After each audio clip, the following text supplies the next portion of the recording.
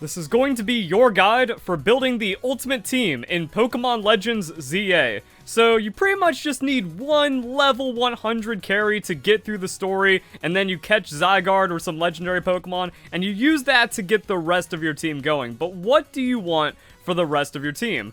Well, you want Pokemon that can just cover every type of move, that way you can clear out the ZA Royale even more efficiently. So, for Alligator, good choice. Crunch, Ice Fang, Breaking Swipe, Liquidation. But what if you didn't choose that starter? Don't worry, Wild Zone 20.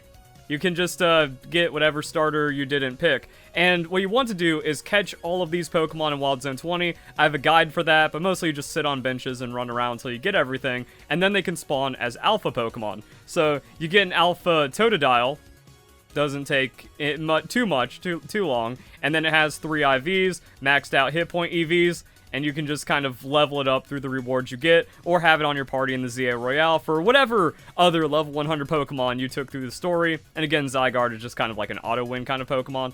And they just want the OGs. Dragonite has great coverage, Gengar has great coverage, don't even need the Alakazam. So, whatever other Pokemon you like putting here.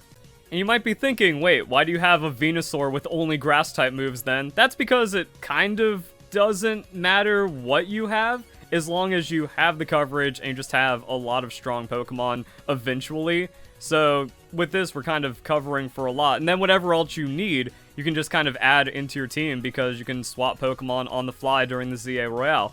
So let's activate the ZA Royale. Let's see what's going on here, because that's kind of it. You just want your strong carry Pokemon, you one-shot everything, and then you just have on your team whatever else you need as you kind of progress once you've gotten a solid core. Like Zygarde, kind of a must. Alakazam or Gengar, special attacking sweeper, and then Dragonite. Also, if you need to get Dragonite, I have a guide for that where you just head over here, there's a bench, or no, you head over here, so parkour in this area, sit on a bench, reset Dratini until it's alpha, catch it, and then you just have automatic powerful Pokemon, level it up on the side in the ZA Royale, and you're good to go. I also recommend at some point, if you're not targeting the cards, to have Furfrou on your team, because beating the Furfrou Elite Four and the Furfrou Champion gives you a gold bottle cap, and gold bottle caps, or just bottle caps in general, are the only reason why you are grinding the ZA Royale. So sneak up and start a battle with normal types.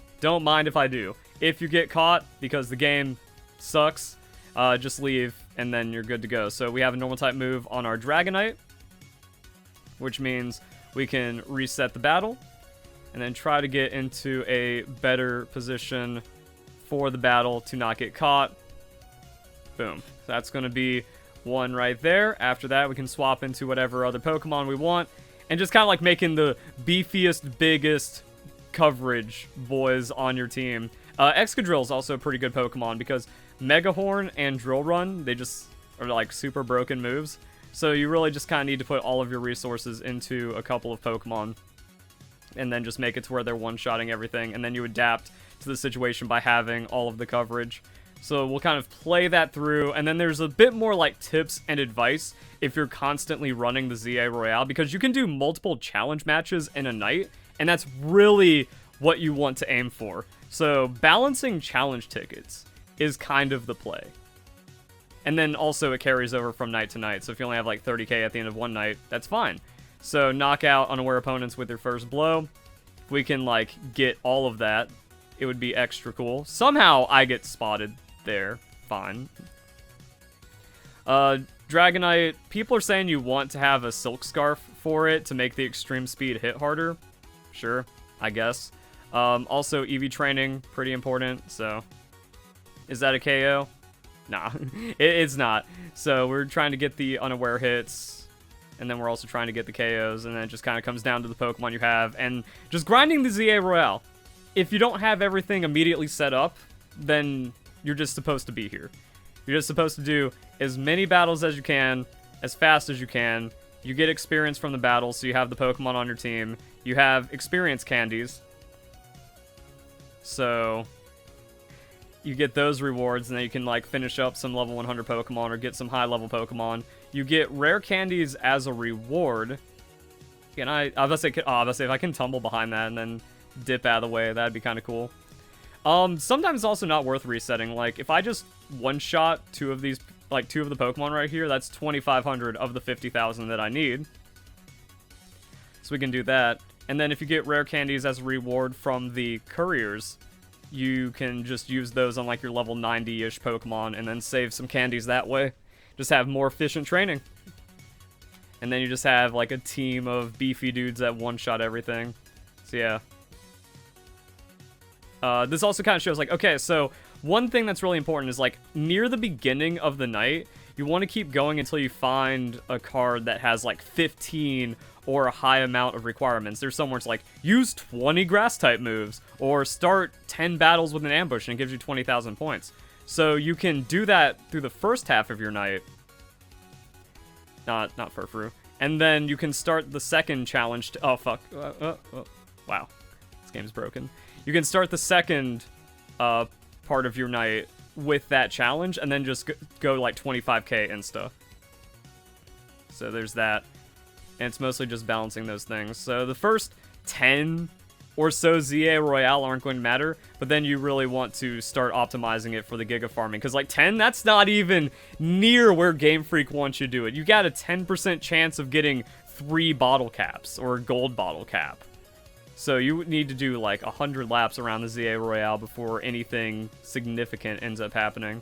And then like, alright, we got some Mega Evolution stuff. We have a knockout and unaware opponent. But if we check our Infinite ZA Royale, we're 1 battle away. So we don't actually want to knock out an opponent. We can save this really good card for the next part of the promotion match. So getting spotted is also a lot faster. Like, getting spotted will save you time because the time doesn't progress during the battle.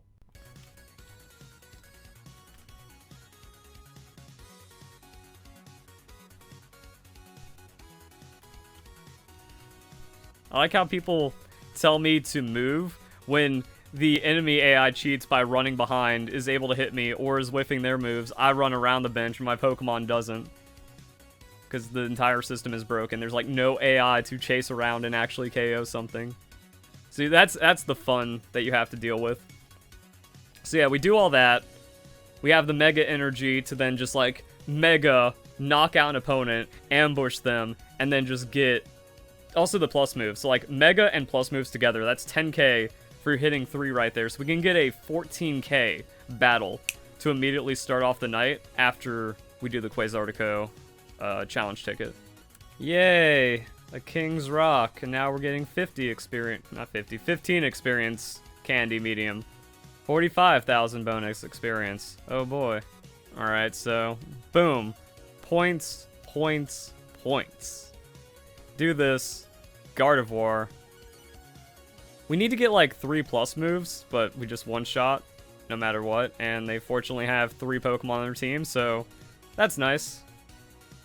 And then once again the game breaking itself because I had the audacity to do the ambush mechanic, and now we're playing fucking footsie around this little planter.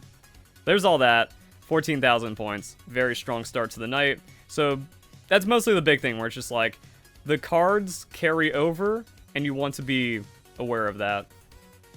And then you want to play around that to get the most efficient thing, and then you just get rewards to make more and better Pokemon until after you've done this 100 times, you can make some competitive Pokemon through hyper training. And that's it.